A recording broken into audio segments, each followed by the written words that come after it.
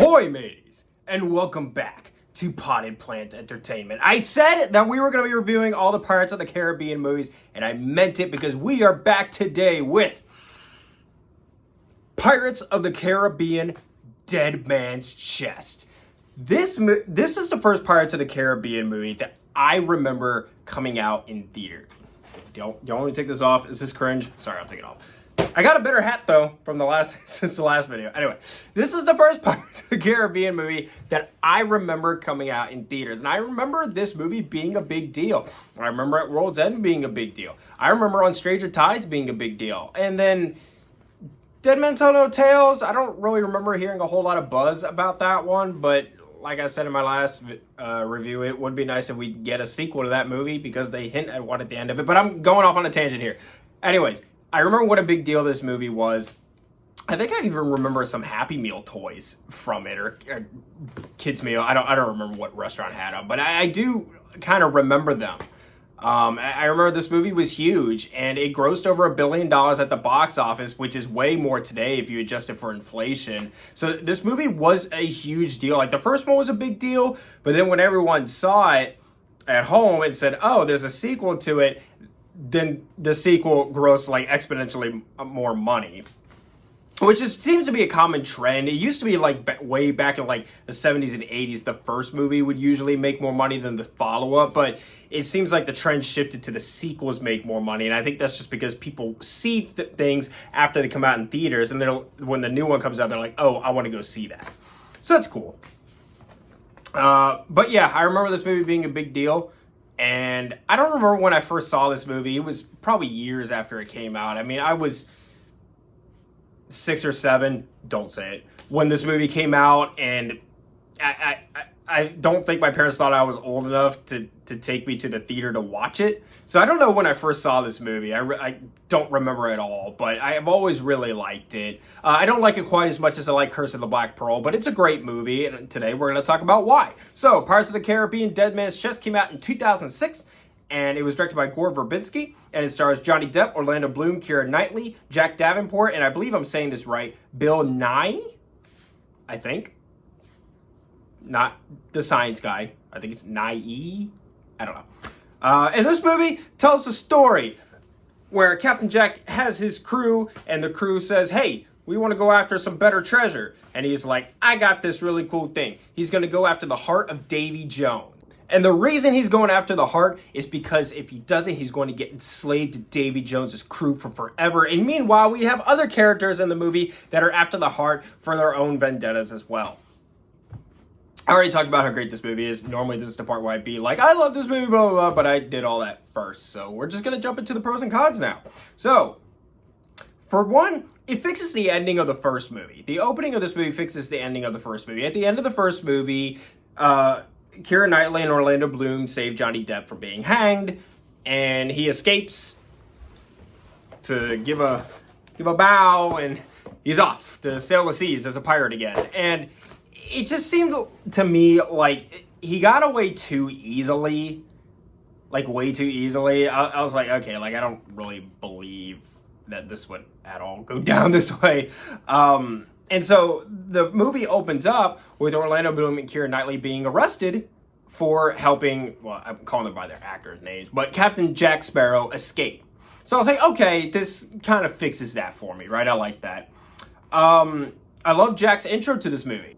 So when we first see Jack Sparrow in this movie, we see a gunshot coming out of a coffin that was dumped into the sea, and then a gun pops up, and it looks around like a stethoscope, and then Jack Sparrow pops up and uses a guy's bony leg as an oar as he rows this coffin across the ocean. And the reason that he did that was because he intentionally got himself wrested into, I think, a Turkish prison so that he could steal a picture of the key to the dead man's chest so that he can start his hunt for the heart of Davy Jones. Jack Sparrow has an awesome intro in every single one of these movies. And this one really, really rivals his intro in Curse of the Black Pearl, because his Curse of the Black Pearl intro is one of the most iconic character intros of all time. This one, I gotta say, if it's not as good, it's really close. It's Mwah, I love it. This movie is very slapstick, but it asks you to roll with it. And we'll talk a little bit more about the slapstick later, but it doesn't, I wouldn't say it ruins the experience. This movie knows what it is. I'll put it to you that way. This movie has great character moments, such as this one. We are short, stocked on gunpowder. 6 barrels. Hurry up!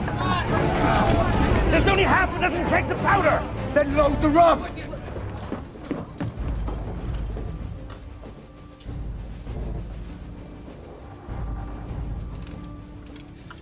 Aye, the rum too. I'm going to reiterate some of my points from Curse of the Black Pearl now, because a lot of things I loved about Curse of the Black Pearl were back for this movie. The music is iconic. The sets, these ships are incredible. I can't even imagine how much TLC, how much love, how much heart went into building all this and making this world feel lived in and real. You can tell that everyone who made this movie cared. And isn't it nice when you watch a movie where you can tell the people who made the movie actually gave a crap? That's nice. The makeup in this movie is fantastic. Everybody is dirty in this movie. They all look like they smell bad. That's the way a pirate should look. They don't look clean and polished. They're dirty and filthy and grimy, and their clothes just look like they're just disgusting. Perfect. That's the way a pirate should look. These guys didn't bathe often. They were disgusting. That's the way they should look. And they put that amount of thought and care into this film. The costuming, perfect. Everybody looks like a pirate. The casting, genius. Bill Nye, sorry, still stuck on that one, as Davy Jones, perfect casting. Also, the opening of this movie, when we see the indigenous people, when all of our heroes are trying to escape from the indigenous people, that whole sequence, to me, it's not the opening of the film, but it's at the beginning, and it feels to me like the Jabba the Hutt sequence at the opening of Return of the Jedi. The opening of Return of the Jedi kind of feels like its own little mini movie at the beginning of the main movie, and this has always felt that same way to me, and it feels like a real treat. I really, really like that. This movie has so many awesome moments. The Kraken is fantastic. Jack Sparrow's, and I mean, this movie's 20 years old, so yeah, I'm gonna spoil it some. But Jack Sparrow's ultimate demise, when he lifts up the cutlass and he thrusts it into the mouth of the Kraken, it's awesome. Keira Knightley has some awesome moments in this movie too, like when she locks up Jack Sparrow and he just goes, pirate. Like he's like impressed that she's actually leaving him there to die. Like, she's acting like a pirate. Her and Will Turner are trying so hard to not be pirates, but he knows at heart they're pirates. It's just awesome. There's just so many awesome moments in this movie. So much great action, so much awesome sword fighting, great humor. The CGI is phenomenal. I mean, you always hear people talk about this movie and say that the CGI in this film holds up better than the CGI in movies that we get today. In a lot of cases, that is true. Davy Jones looks amazing. His crew looks amazing. Everybody looks amazing. All the different plots that are in this movie, because like I said, everybody has a different reason for wanting to get the heart, right? Will Turner wants to get it to free his father, who's enslaved on the crew. These different plots intertwine seamlessly. It never feels like too much. The writing for this movie is great. They intertwine these subplots all together perfectly. And then at the end, it all comes together like a beautiful piece of cake. Whatever that means. The point is, this movie is awesome, even though I still don't like it quite as much as I like Curse of the Black Pearl. I do have a couple cons with it. So, for one, obviously, this movie is incomplete. We all know by now that this movie set up at World's End, and it doesn't really have an ending to it. It has an awesome climax where they're all battling the Kraken. It's awesome, but the movie is incomplete. It's very much a part one movie.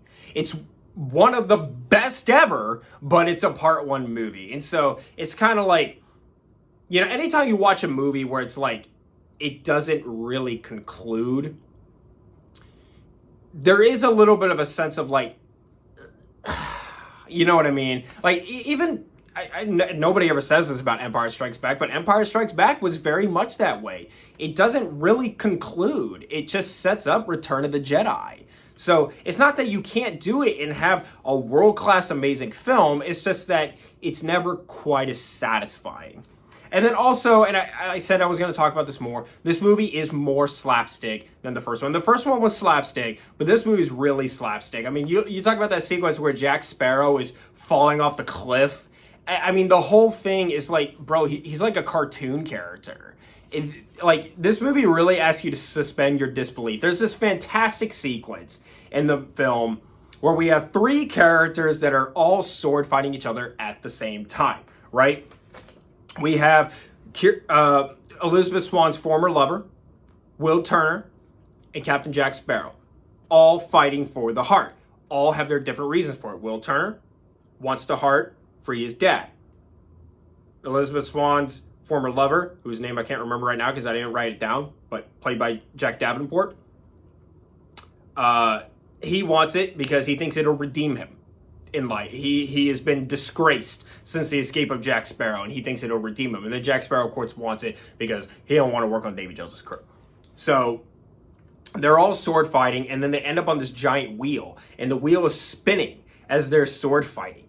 And yes, it's ridiculous, but it's also really awesome at the same time. So you just kind of go with it. But this movie does ask you to suspend your disbelief quite a bit at times. So overall, I love this movie. And I'm going to say the same thing for this movie that I did for Curse of the Black Pearl. I didn't want to rate this movie because I don't know how to assign it a numerical number. I gave Curse of the Black Pearl a 90. I wanted to give this movie a 90, but I don't like it quite as much. So I don't want to give it the same number.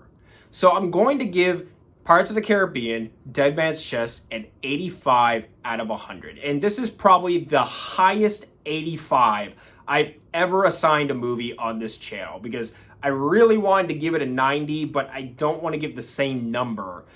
But an 85 doesn't feel quite right to me either. So I'm just like, I did the thing. I'm just like, I don't know. I had a hard time assigning a number to this film. So there you go, 85 with an asterisk. I don't know. Anyway, that's it.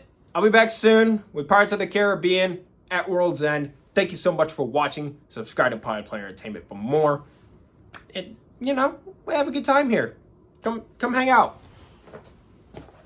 I'm going to make more pirate videos. Don't you want to watch more pirate videos? Subscribe, please. Please, it's all I have.